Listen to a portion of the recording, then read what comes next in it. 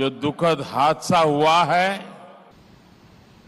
उन सभी परिजनों के प्रति मेरी औरत के ऊपर 200 आदमी चढ़ गया, हमारा 25 पूरा पैसा गया। भगदड़ मची भगदड़। ये पुलिस वाले लोग हमारे को मरने को इधर बुलाया। योगी ने ऐसी व्यवस्था के लिए सब कुछ, योगी को हम इतना मानते हैं, एक नंबर हो। नमस्कार, आदाब। आप देख रहे हैं खबर अड्डा और मैं हूं आपके साथ सुंबलीरम। दोस्तों, महाकुंभ में इतना बड़ा हादसा हो गया और देखिए कितनी शर्म की बात है कि पूरा प्रशासन सच को झूठ बताने में लगा हुआ है। बड़े बड़े अधिकारी इस घटना को छिपाने की कोशिश कर रहे हैं। पूरी उत्तर प्रदेश की सरकार, उत्तर प्रदेश का प्रशासन प्रयागराज में हुई भगदड़ को अफवाह बताने में लगा हुआ है।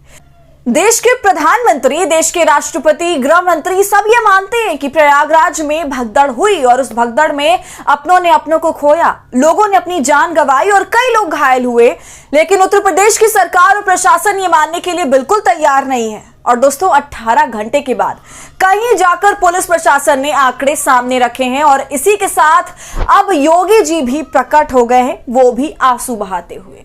वो मैं आपको आगे दिखाऊंगी, लेकिन सबसे पहले आप सुनिए कि प्रधानमंत्री नरेंद्र मोदी क्या कह रहे हैं। आज की चुनाव सभा को संबोधन करने से पहले मैं महाकुंभ में जो दुखद हादसा हुआ है, उस हादसे में हमें कुछ पुण्यात्माओं को खोना पड़ा है, कई लोगों को चोटें भी आई हैं।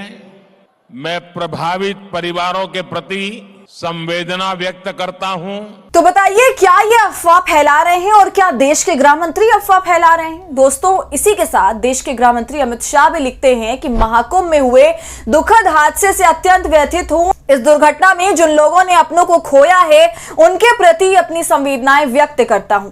फिर देखिए, देश की राष्ट्रपति द्रौपदी मुर्मू जी वो लिखती हैं, प्रयागराज महाकुंभ में भगदड़ की घटना अत्यंत दुखद है। मैं हताहत हुए श्रद्धालुओं के परिवारजनों के प्रति शोक संवेदना व्यक्त करती हूं और ईश्वर से प्रार्थना करती हूं कि घायल हुए सभी श्रद्धालु शीघ्र ही स्वस्थ हों। तो जब सरकार चलाने वाले बोल रहे हैं कि हाँ घटना हुई, हादसा हुआ, तो क्या ये पैनिक फैला रहे? क्या ये झूठ बोल रहे? क्या देश के गृह मंत्री और प्रधानमंत्री को मालूम नहीं कि प्रयागराज में क्या हुआ? सिर्फ उत्तर प्रदेश की सरकार और उत्तर प्रदेश का प्रशासन ही जानता है कि नहीं भाई, अफवाह मत फैलाइए, कोई भगदड़ नहीं मची है, भीड़ की वजह से ऐसा हो गया और ऐसे छोटे मोटे हादसे होते रहते हैं। जी हाँ दोस्तों, ये कहना यूपी सरकार और उसके अधिकारियों का, यही दूध के धुले हैं। इनको पता है कि सब कुछ ठीक चल रहा है, बस ये बोल दिया कि कुछ नहीं हुआ और पल्ला झाड़ लिया। ये हो रहा है उत्तर प्रदेश में। और देखिए, महाकुंभ में भगदड़ के 18 घंटे बीत जाने के बाद में अब जाकर के, यानी कल, आधिकारिक तौर पर सरकार की तरफ से, प्रशासन की तरफ से स्वीकार किया गया है कि 30 लोगों की मौत हुई, 18 घंटे लग गए।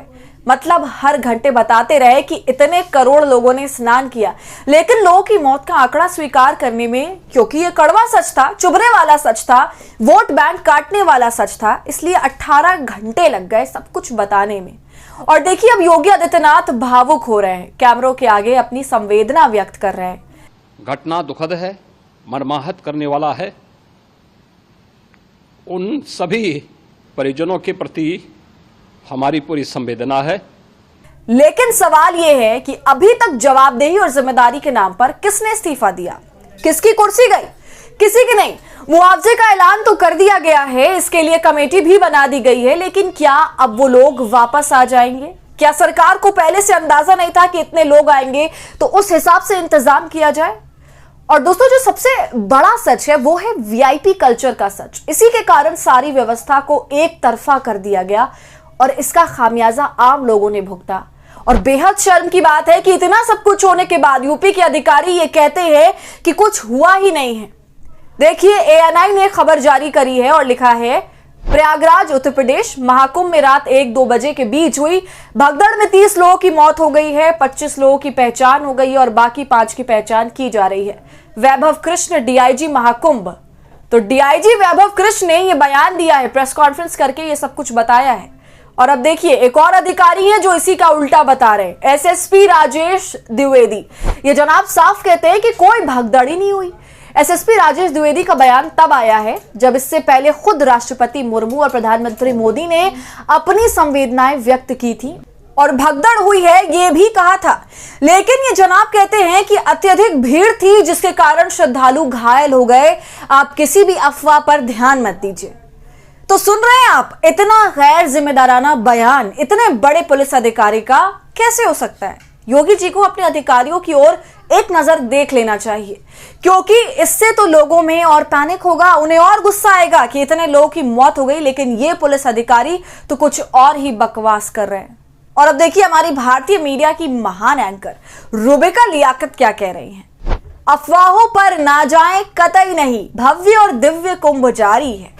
29 तारीख का ट्वीट है 4:52 पर। देख लीजिए, इतने आदमी मर गए और मैडम ने शब्दों की कंजूसी कैसे दिखाई है। महाकुंभ में लोगों की हालत खराब है। वहां की जमीन पर जब आप नजर डालेंगे तो हजारों चप्पल और कपड़े दिखेंगे आपको। तो सोचिए कैसा माहौल होगा, कैसा भयावह माहौल होगा उस वक्त का।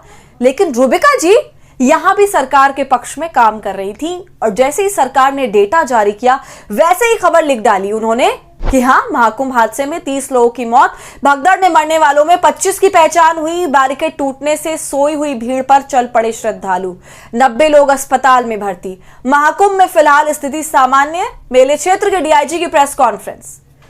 तो दोस्तों, कुछ ये हाल रहा महाकुंभ का और इसके पीछे कैसे कैसे तमाशे किए जा रहे हैं। पूरी सरकार मान रही है कि हाँ भगदड़ मची, लेकिन एसएसपी द्विवेदी ये नहीं मान रहे और इनके साथ दे रही है रुबिका। तो आपका इस पूरे मामले पर क्या कहना है, हमें कमेंट कर जरूर बताइए। वीडियो पसंद आई हो तो इसे लाइक और शेयर करें और खबर अड्डा को यूट्यूब पर सब्सक्राइब कर लें।